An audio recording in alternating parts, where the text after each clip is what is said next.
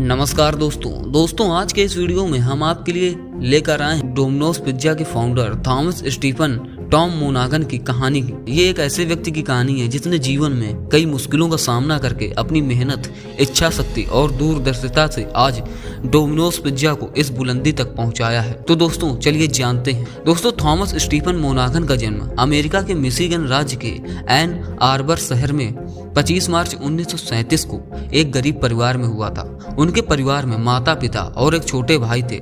पिताजी पेशे से एक ट्रक ड्राइवर थे और पूरे परिवार की जिम्मेदारी उन्हीं के कंधों पर थी। परिवार की गाड़ी जैसे तैसे चल ही रही थी कि अचानक एक क्रिसमस की शाम पर उनके पिताजी का देहांत हो जाता है। तब उनकी उम्र मात्र 4 साल की थी।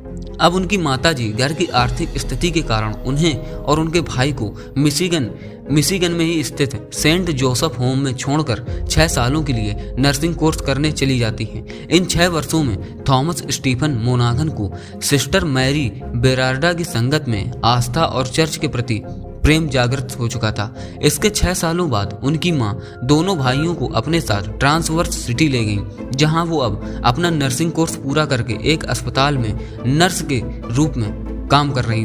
दोस्तों थॉमस स्टीफन मोनागन की अपनी मां से कभी नहीं बनती थी और मां के साथ रिश्ते हमेशा ही खराब रहते थे।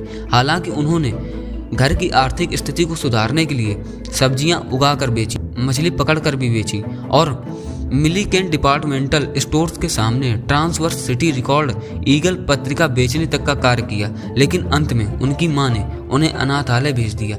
वहां से उन्होंने ट्रांसवर्स सिटी के सेंट फ्रांसिस स्कूल से अपनी पढ़ाई जारी रखी हुई थी, पर धर्म और चर्च के प्रति अपने लगाव के कारण वो प्रीस्ट बनने की सोचने लगे और अनाथालय के प्रीस्ट के द्वारा उन्हें मिशिगन के ग्रांड रैपिड्स में सेंट जोसेफ सेमिनरी में भेज दिया गया। लेकिन जल्द ही वहां उन्हें अनुशासनहीनता का दोषी मानकर निकाल दिया गया और उनका प्रीस्ट बनने का सपना भी टूट गया।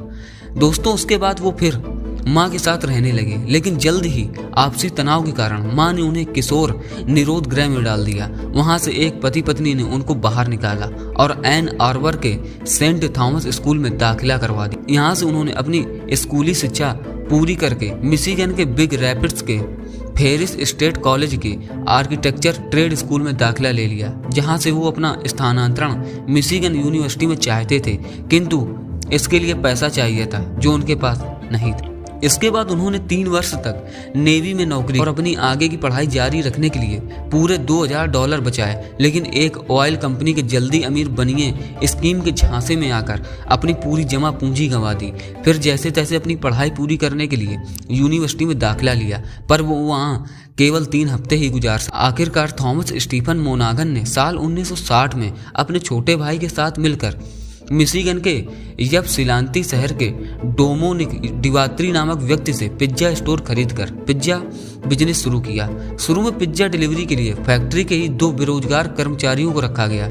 सब कुछ शुरू ही किया था कि 8 महीने बाद ही छोटा भाई अपनी पोस्ट ऑफिस वाली नौकरी के लिए अपना हिस्सा बड़े भाई को बेचकर चला गया। उसके बाद थॉमस स्टीफन मोनागन अकेले ही कुछ समय तक बिजनेस चलाते रहे। फिर जल्द ही उन्हें नए पार्टनर के रूप में जिम गिलमोर मिले और जल्द ही उनकी मेहनत रंग लाई और बस 1 साल के भीतर ही उन्होंने यपसिलांती में अपना दूसरा पिज्जा स्टोर खोल दिया और फिर 2 सालों के बाद यूनिवर्सिटी ऑफ मिशिगन में तीसरा पिज्जा किंग खोल लिया। जल्द ही थॉमस स्टीफन मोनागन ने अपने नए पार्टनर को पिज्जा स्टोर देकर बिजनेस पर पूर्ण अधिकार कर लिया और डोमिनोज के नाम से कंपनी शुरू की और उसका लोगो भी बनवाया। उनका टारगेट शुरू से ही लोगों को सबसे स्वादिष्ट और अच्छी क्वालिटी का पिज्जा उपलब्ध करवाना था और उन्होंने उसी तरफ अपना सारा ध्यान केंद्रित किया। फिर उन्होंने अमेरिका के लोगों के बदलते कल्चर और ट्रेंड को देखते हुए पिज्जा होम डिलीवरी सर्विस शुरू की, जिसके लिए उन्होंने एक ऐसे इंसुलेटेड पिज्जा बॉक्स का निर्माण करवाया जिसमें पिज्जा लंबे समय तक गर्म रहता है और कई पिज्जा बॉक्स का वजन भी झेल लेता था।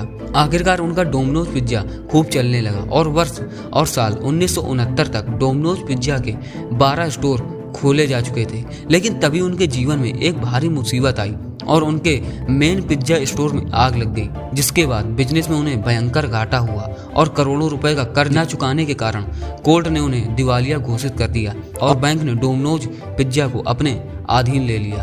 इधर बैंक डोमिनोज पिज्जा को बेचने के चक्कर में था, पर कोई उसे नहीं ले रहा था और ना ही बैंक उसे ढंग से चला पा रहा था। ऐसे में बैंक ने थॉमस स्टीफन मोनागन को $200 पर वीक के वेतन पर नौकरी पर रख लिया। उसके बाद वो रात दिन मेहनत कंपनी को प्राप्त करने के लिए करने लगे।